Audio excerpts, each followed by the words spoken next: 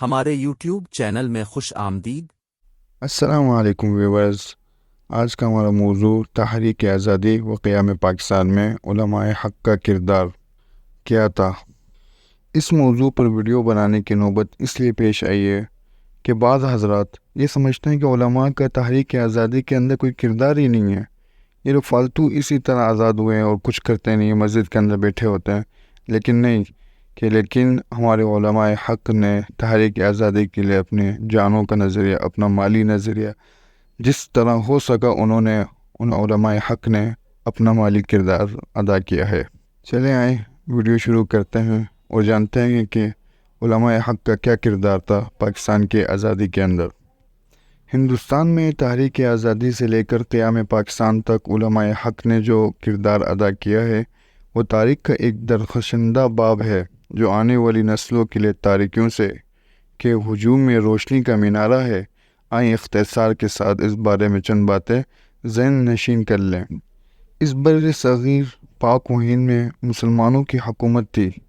16 کو East India company کے نام پر تجارت کی غرض سے انگریز ایشیا میں داخل ہوا۔ رفتہ رفتہ سازشوں کے جال بچھا کر انگریز نے اپنی حالت کو مستحکم کر لیا اور اورنگزیب عالمگیر کی وفات کے بعد مغلیہ سلطنت کے ٹکڑے ٹکڑے ہو گئے اور بہت سے علاقوں پر انگریز قابض ہو گیا اور اپنی سازشوں کو وسیع کرتے ہوئے بنگال، میسور کی طرف بڑھا۔ میر جعفر کی غداری سے فائدہ اٹھاتے ہوئے 1757 میں نواب سراج الدولہ اور میر صادق غدار کو ساتھ ملا کر حیدر علی کے بیٹے فتح علی سلطان ٹیپو کو شہید کر کے اپنا تسلط جمایا، حتیٰ کہ 1843 میں سندھ پر حکومت کی، پھر پنجاب کی طرف بڑھا اور 1857 تک پورے جنوبی ایشیا پر حکومت کر لی۔ جو سوداگر بن کر آئے تھے اب پورے ہندوستان اور جنوبی ایشیا پر قابض ہو چکے تھے۔ ان حالات میں آزادی کا تصور کسی کا حاشیہ کا خیال میں نہ تھا۔ 7 سمندر پار آنے والے گورے نے یہ نعرہ لگایا کہ آج سے ہندوستان ہمارا ہے، بلکہ تکبر و غرور میں ایک گورے نے یوں کہا، اگر آسمان بھی اس پر گرنا چاہے تو ہم اسے اپنے سینگوں کی نوک پر روک لیں گے۔ لیکن لکل فرعون موسیٰ کے تحت 1727 میں حضرت شاہ ولی اللہ محدث دہلوی رحمہ اللہ نے اور آپ کے خاندان اسلام اور مسلمانوں کی سربلندی کے لیے میدان میں آئے اور شاہ عبدالعزیز محدث دہلوی نے انگریز کے خلاف فتویٰ دیا کہ مسلمان اب دارالحرب میں ہے۔ یہ حقیقت میں جنگ آزادی کا پہلا نعرہ تھا۔ چلتے چلتے سید احمد شاہ شہید رحمۃ اللہ علیہ اور شاہ اسماعیل شہید رحمۃ اللہ علیہ کی قیادت میں اہل حق کا قافلہ دہلی سے تاجکستان کے راستے سے ہوتا ہوا سندھ میں داخل ہوا اور کوئٹہ چمن کے راستے سے افغانستان پہنچا۔ وہاں قندھار کے جانبازوں کو ہمراہ لے کر یہی لوگ پشاور اور بالاکوٹ کی وادیوں میں نعرہ آزادی بلند کرتے رہے، لیکن چند غنداروں کی غداری کی وجہ سے 1830 میں ان سپہ سالاروں کو خاک و خون میں تڑپا دیا گیا اور آزادی کی شمع گل ہو کے رہ گئی۔ لیکن ابھی زیادہ عرصہ نہیں بیتا تھا کہ 1857 میں علماء اہل حق کی کوششوں سے مسلم امہ پوری طرح بیدار ہو چکی تھی۔ انگریز کے خلاف نفرت و بغض کا جذبہ کھولتے ہوئے پانی کی طرح ابل رہا تھا اور انگریز ظالم نے مسلمانوں کو ہر طرح سے کمزور کرنے کی کوشش کی ہوئی تھی۔ بالخصوص گورنر جنرل لارڈ ڈیلہوزی کی چالاکیاں بڑھتی جا رہی تھیں، حتیٰ کہ انہوں نے مذہبی معاملات میں بھی مداخلت شروع کر دی تھی۔ بالآخر میرٹھ سے جنگ کے شعلے بھڑکے اور پورے جنوبی ایشیا میں پھیل گئے۔ علماء حق علم حریت لے کر اٹھ کھڑے ہوئے۔ تھانہ بھون کی بستی میں علماء اکرام جمع ہوئے کہ انگریزوں کو کس طرح یہاں سے نکالا جائے۔ اس موقع پر ایک بزرگ یوں گویا ہوئے کہ انگریز سے مقابلہ کرنا ہماری بس کی بات نہیں۔ ان کی بات سنتے ہوئے ایک 27 سالہ نوجوان جذبہ جہاد سے سرشار مولانا محمد قاسم نانوتوی رحمۃ اللہ علیہ تڑپ کر بولے، کیا ہم بدر میں لڑنے والوں سے بھی زیادہ بے سر و سامان ہیں؟ تو حضرت حاجی امداد اللہ مہاجر مکی رحمہ اللہ کو امام اور حضرت نانوتوی رحمۃ اللہ علیہ کو سپہ سالار اور مولانا رشید احمد گنگوئی رحمۃ اللہ کو قاضی مقرر کر مولانا منیر نانوتوی اور حافظ ضامن شہید رحمہ اللہ کو افواج کے 2 حصے کا افسر متعین کر کے جہاد کی کارروائیاں شروع کر دی گئیں، لیکن اسباب و وسائل کی قلت اور سکوں کی مخالفت کی وجہ سے انگریز کے خلاف عالم بغاوت بلند کرنے والے ان اہل حق کی کوششیں کامیابی کو نہ چھو سکی، اور پھر انگریز کی ظلم کی چکیاں ان پر مزید تیز ہو گئی تھیں۔ انگریز نے موقع سے فائدہ اٹھاتے ہوئے نظریاتی طور پر مسلم امہ کو اپنا غلام بنانے کے لیے ایسے لوگ تیار کیے جو اسلام کا لبادہ اوڑھ کر انگریز کے نظریات کی ترویج کریں، اور مرزا غلام احمد قادیانی جیسے لوگوں کو تیار کیا جنہوں نے جہاد کی تنسیخ کا اعلان کرنے کے ساتھ ساتھ قافلہ اہل حق کو غدار قرار دیا اور قولاً عملاً انگریز کے نظریات کی اشاعت کی، حتیٰ کہ لارڈ میکالے نے نعرہ لگایا کہ ہماری تعلیم کا مقصد ایسے نوجوان تیار کرنا ہے جو رنگ و نسل کے اعتبار سے ہندوستانی ہو اور ذہن و دماغ کے اعتبار سے انگلستانی ہو۔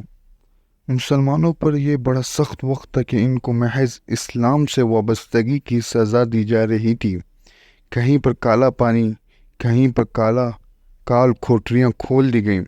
علماء اہل حق نے نظریاتی سرحدات کی حفاظت کرتے ہوئے اور اپنی ذمہ داریوں کا احساس کرتے ہوئے غلبہ اسلام کا بیڑا اٹھایا، اور مولانا محمد قاسم نانوتوی رحمۃ اللہ علیہ نے 31 مئی 1867 کو یو پی کے علاقے دیوبند میں ایک مدرسے کی بنیاد ڈالی اور یہ اعلان کیا کہ ہماری تعلیم کے مقصد ایسے نوجوان تیار کرنا ہے جو رنگ و نسل کے اعتبار سے ہندوستانی ہو، ذہن اور دماغ کے اعتبار سے اسلامی ہوں۔ اور انار کے درخت کے نیچے بیٹھ کر محمود نامی استاد نے محمود نامی شاگرد کو بنا سبق پڑھایا۔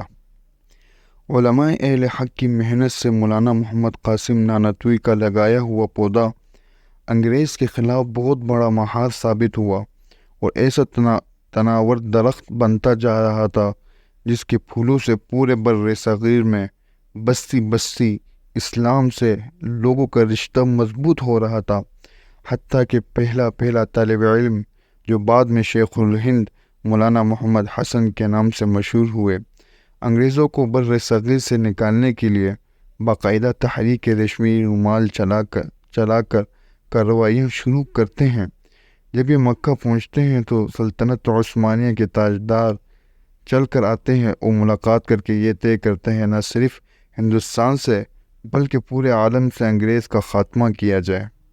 ان اکابر کی محنت سے انگریز کی حکومت کمزور اور ہندوستان میں آزادی کی تحریک شروع ہو چکی تھی، جن میں ایک مسلم لیگ کے نام سے تحریک تھی، جبکہ دوسری طرف کانگریس سیاسی جماعت بھی تھی جو تمام اقوام کی نمائندگی کے دعوے دار تھی۔ 1915 میں لکھنؤ کے مقام پر مسلم لیگ اور کانگریس کا مشترکہ اجلاس ہوا، جس کے فیصلے کو میثاق لکھنؤ کے نام سے یاد کیا جاتا ہے۔ مسلم لیگ 2 قومی نظریے کے حامل تھی، جس کا مطلب یہ تھا کہ ہندوستان میں 2 قومیں یعنی مسلم اور کافر اکٹھے نہیں رہ سکتے۔ ہم علیحدہ ملک بنائیں گے جس میں مسلمان آزادی سے اپنے دین پر چلیں گے۔ ان کی قیادت جناب مسٹر محمد علی جناح، لیاقت علی خان، نواب سلیم اللہ، خواجہ نظام الدین وغیرہ دیگر حضرات کر رہے تھے۔ جب ان حضرات نے نعرہ لگایا پاکستان کا مطلب کیا، لا الہ الا اللہ، تو علماء حق نے ان کا ساتھ دیا۔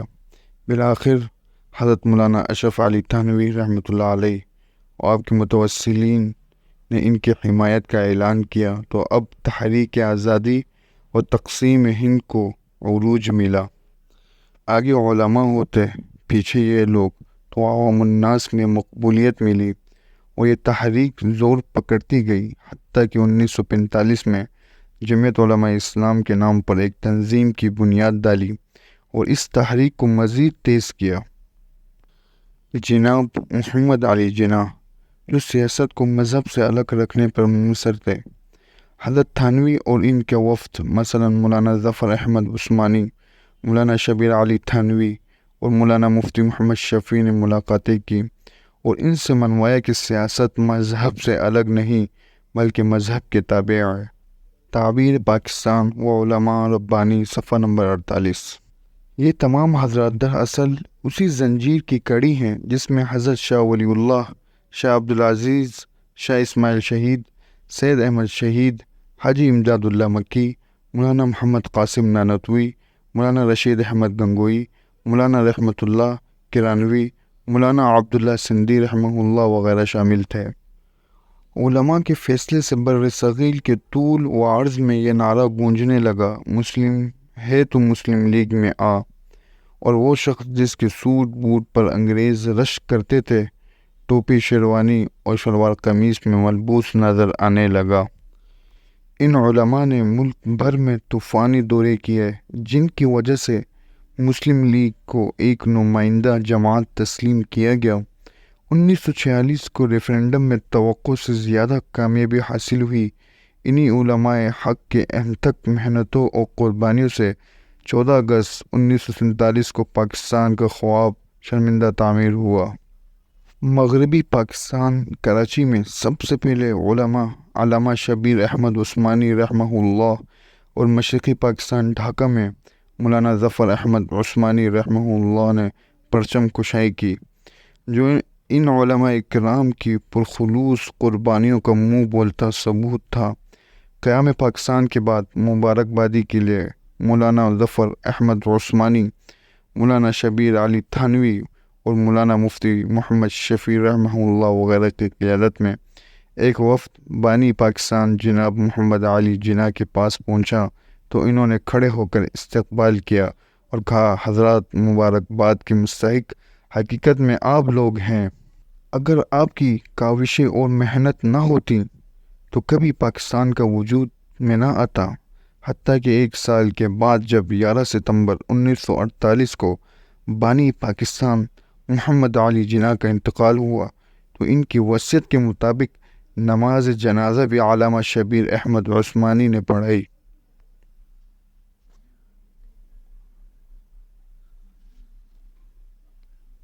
ان عاملین قرآن و سنت نے ایسے سینے سپر ہو کر میدان میں اتر کر قربانیاں دیں جس نے تاریخ کی دھاروں کے رخ موڑ دیے اور اپنی حق گوئی و بے باکی، جانبازی و جانثاری سے وہ تاریخ رقم کی جو رہتی دنیا تک مشعل راہ ثابت ہوگی۔ سوال کیا جاتا ہے کہ علماء دیوبند سے تعلق رکھنے والے حضرات پاکستان کے وجود کے مخالف تھے۔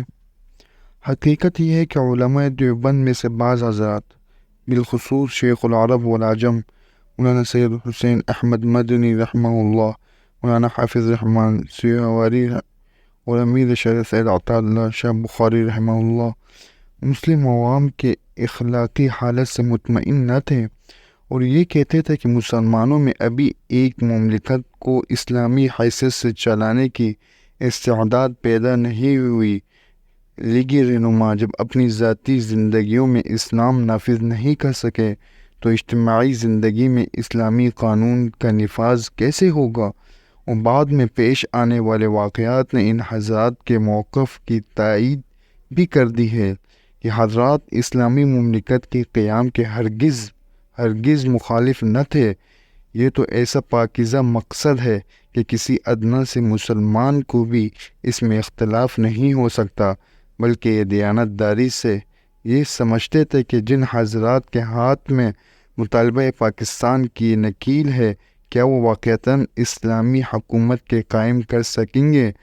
اس لیے جس جرات، للہیت، تقوی و اخلاص، علم و فضل، عقیدہ و عمل و عزیمت و قربانی کی ضرورت ہے، وہ چونکہ ان حضرات میں مفقود ہے، اس لیے تقسیم ہند کے نتیجے میں ایک خطہ تو ضرور مل جائے گا، مگر اس میں احکام الہی اور شریعت محمدیہ کا اجرا نہیں ہو سکے گا۔ چنانچہ 26 اپریل 1946 کو اردو پارک دہلی میں مجلس احرار اسلام کا ایک عظیم شان جلسہ منعقد ہوا جس میں 5 لاکھ کے قریب لوگ جمع تھے۔ یہ دہلی کی تاریخ کا منفرد اجتماع تھا جس میں اسٹیج پر مولانا ابوالکلام آزاد، مولانا حسین احمد مدنی، مولانا حفیظ الرحمن سیواری، مولانا حبیب الرحمن لدھیانوی، ماسٹر تاج الدین انصاری اور شیخ حسام الدین رحمہ اللہ جیسے حضرات موجود تھے۔ حضرت امیر شریعت نے مخصوص انداز سے خطاب کرتے ہوئے کہا، اس وقت تقسیم ہند کی باتیں چل رہی ہیں، قطع نظر اس کے کہ اس کا انجام کیا ہوگا۔ مجھے پاکستان بن جانے کا اتنا ہی یقین ہے جتنا اس بات پر کہ صبح سورج مشرق سے طلوع ہوگا، لیکن یاد رکھو یہ وہ پاکستان نہیں ہوگا جو 10 کروڑ مسلمانان ہند کے ذہن میں ہے۔ ان مخلص نوجوانوں کو کیا معلوم کل ان کے ساتھ کیا ہونے والا ہے۔ کوئی آج مجھے اس بات کا یقین دلا دے کہ کل اس کی کسی ایک گلی میں بھی شریعت اسلامیہ کا نفاذ ہونے والا ہے تو رب کعبہ کی قسم میں آج ہی اپنا مشن تبدیل کرنے کو تیار ہوں۔ جہاں تک مسلمانوں سے محبت اور ان کے حفاظت کا تعلق ہے تو اس کا اندازہ اس بات سے ظاہر ہوتا ہے جب اکالی لیڈر ماسٹر تارا سنگھ نے تلوار گھما کر مسلمانوں کو خون کی ندیاں بہانے کی دھمکی دی تو حضرت امیر شریعت نے فرمایا، او ماسٹر جی، ہوش کے ناخن لو، کیا کہتے ہو؟ جس قوم کے فرزند خون کے سمندر میں تیرتے ہوئے تیری ننھی منی ندیوں سے نہیں ڈرتے۔ پھر فرمایا، ماسٹر محمد علی جناح کے مقابلے میں تیرا سنگ کی تلوار اٹھے گی تو اس کے مقابلے میں پہلے بخاری آئے گا۔ فرمودات امیر شریعت صفحہ نمبر 75۔ یہی وجہ ہے کہ قیام پاکستان کو ان حضرات نے بصر و چشم تسلیم کیا، بلکہ اسے مسجد کی حیثیت دے کر اس کے تقدس کو اجاگر کیا اور پاکستان کی سلامتی اور استحکام کے تحفظ کو مسلمانوں کا ملی فرضیہ قرار دیا۔ ایک موقع پر شاہ جی رحمۃ اللہ علیہ نے فرمایا، تم میری رائے کو خود فروشی کا نام نہ دو، میری رائے ہار گئی اور اس کہانی کو یوں ہی دفن کر دو۔ اب پاکستان نے جب بھی پکارا، واللہ باللہ میں اس کے ذرے ذرے کی حفاظت کروں گا۔ الغرض یہ صرف رائے کا اختلاف تھا۔ یہ حضرات فرماتے تھے، تھوڑی ہمت اور کر لیں، انگریز دم توڑ چکا ہے اور پورے بر صغیر کی آزادی و ضرر کو دفع کرنا منفعت حاصل کرنے سے پہلے ضروری ہے۔ اگر آگ لگ جائے تو پہلے آگ بجھائیں، پھر اپنی زمینوں کو تقسیم کیجیے۔ اگر آپ مریض ہیں تو پہلے مرض کو دفع کیجیے، پھر تقویت کی فکر کیجیے۔ مکتوبات شیخ الاسلام صفحہ نمبر 106۔ بس اللہ رب العزت سے دعا ہے کہ جس مقصد کے لیے علماء نے، عوام نے اپنی اس جانوں کے نظریات پیش کر کے اس ملک کو اپنے خون سے جو سینچا ہے، اس مقصد کے اوپر کارزن فرما دیں۔ اللہ رب العزت سے دعا ہے کہ اس ملک کو رات دگنی ترقی عطا فرمائے اور ترقیوں کے کامیابی کا حصول میں اللہ رب العزت اس کے لیے آسانیاں پیدا فرمائے، اور جو ملک کے حالات ہیں اللہ رب العزت ان کو ان پریشانیوں سے نکال دیں تاکہ ہر شخص خوش و خرم اپنی زندگی گزار سکے۔ والسلام علیکم ورحمۃ اللہ وبرکاتہ۔ شکریہ ہمارے ویڈیو دیکھنے کے لیے۔ مزید اس طرح کی ویڈیو دیکھنے کے لیے ہمارا چینل سبسکرائب کریں اور بیل آئیکن پر کلک کریں تاکہ ہماری نئی آنے والی ویڈیو اب تک بر وقت پہنچ سکے۔